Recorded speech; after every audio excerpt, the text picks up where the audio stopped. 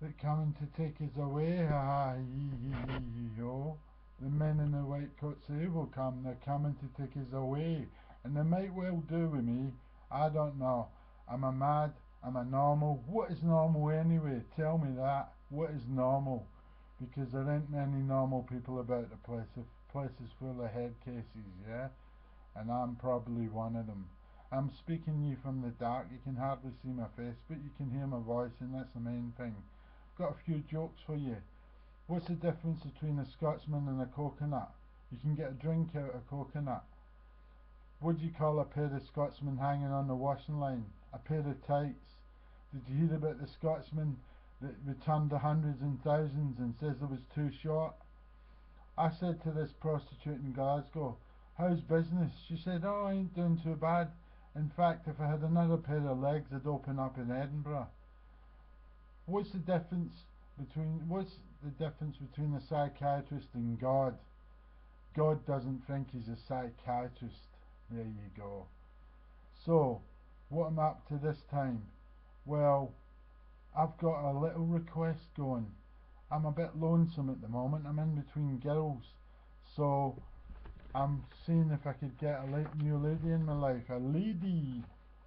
So here we go. Looking for a lady. I have been about a bit and been engaged more times in a London toilet.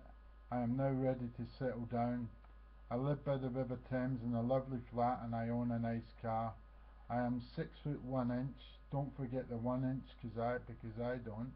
I am 49 years of age and proud to be Scottish. I have two sons. Jake is 18 and Jamie is 17, and they are the apple of my eye. I worship them.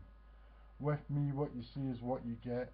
I wear my heart on my sleeve, and I am a very loving, loyal person to the right girl.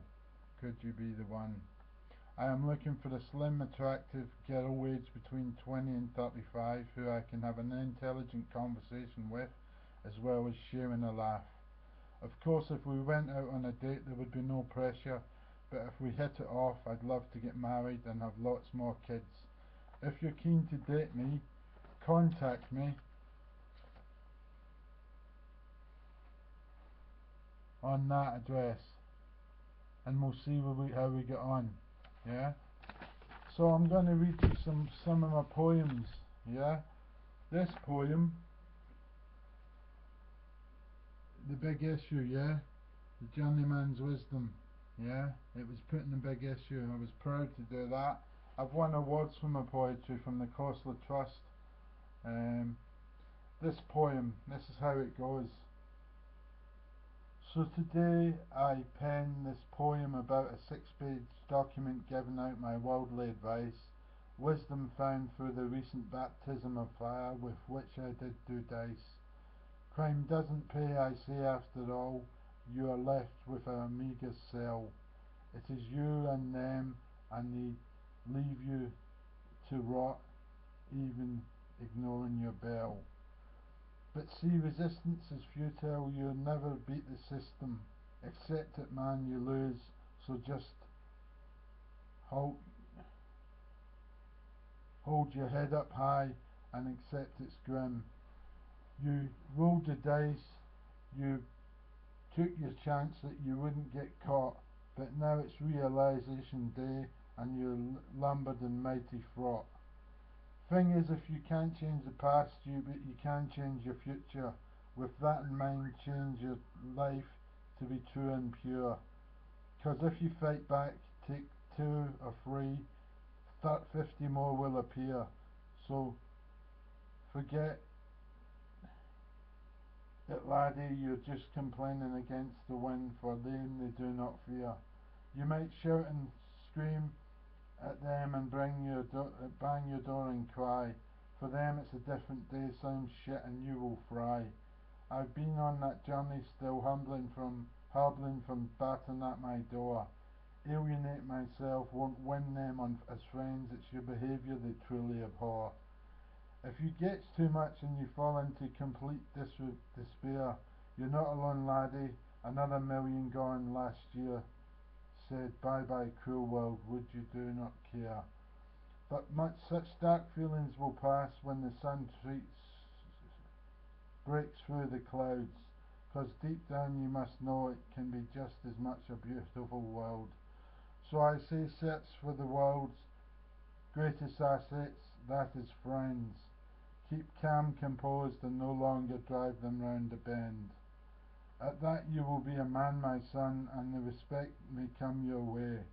You feed him positive, he may return it to you, peace and harmony for the day.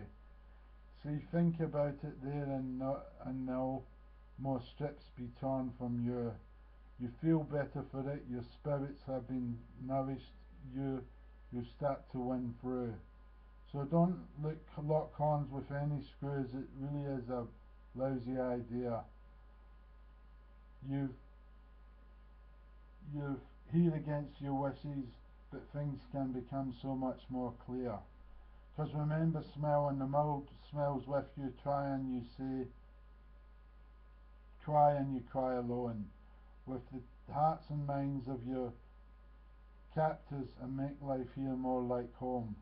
Come on, folks, you know it will move you from strength to strength and move you up onwards. Get your head down, keep focused as you can do this, bloody bird. As no one is an island, and in the grand scheme of things you are but a speck of dust. Get your friends around you, feel the strength, and go for it, shit or bust.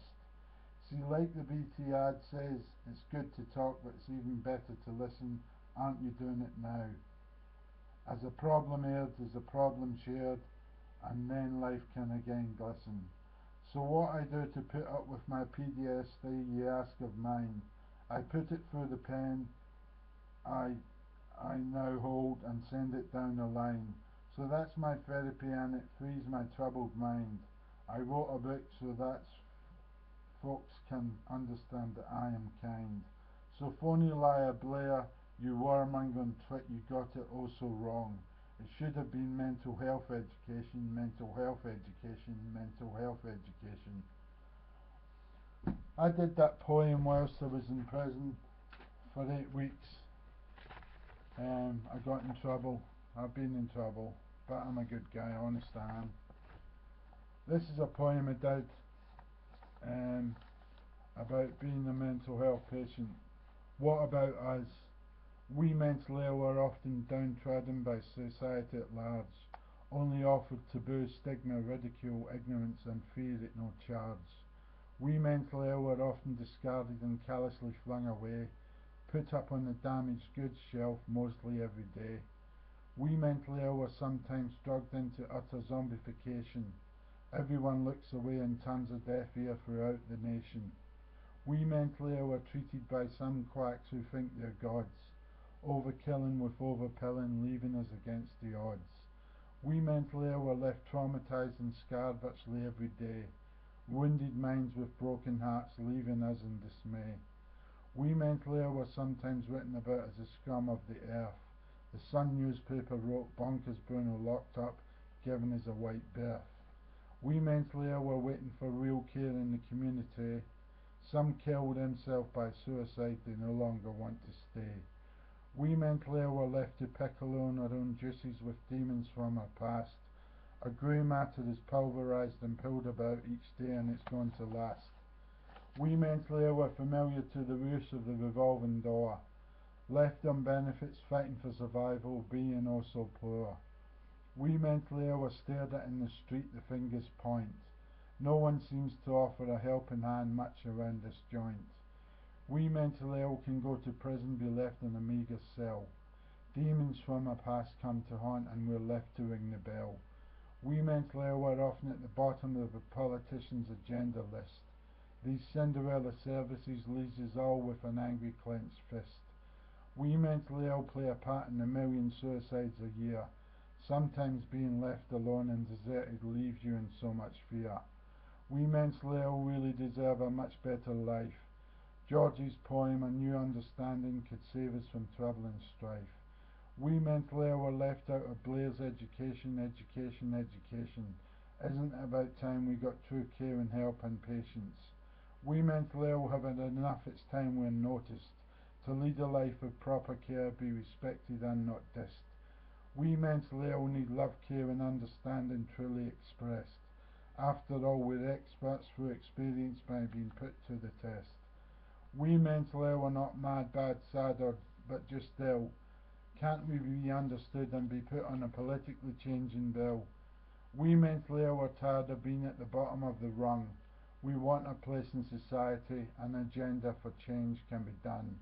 I've mentioned we mentally ill in this poem too many times to mention to you, but if it enters your psyche, you won't forget about us to stop us feeling oh so blue. I wrote that on 11th of November 2010, whilst I was in the mental ward. I've been there, I've done it, got the t-shirt. Georgie Wakefield, yeah, she wrote a poem called A New Understanding, and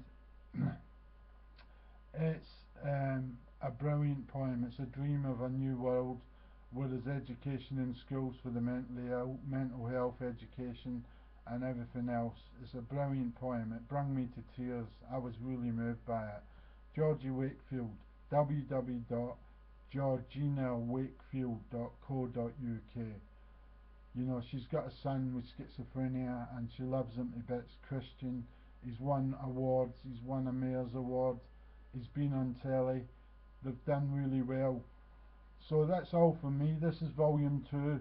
Over and out, onwards and upwards.